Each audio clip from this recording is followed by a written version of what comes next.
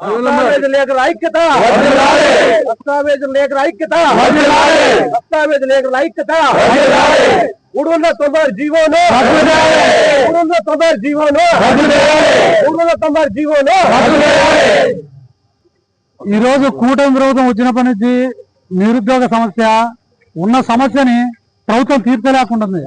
అయితే ఈ రోజు ప్రైవేటీకరణ, దస్తావేజీకరణ ప్రైవేటీకరణ అనేసి ఈ కొత్త కాన్సెప్ట్ తీసుకుని వచ్చి సాఫ్ట్వేర్ కంపెనీలకు మొత్తం అప్పచెప్పేలా వ్యవహరిస్తున్నారు.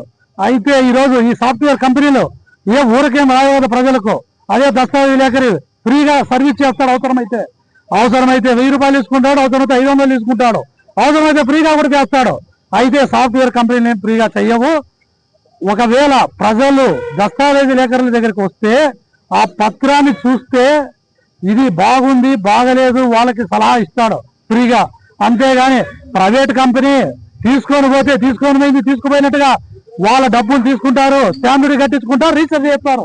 అయితే బలయ్యే దేవుడు ప్రజలైతారు.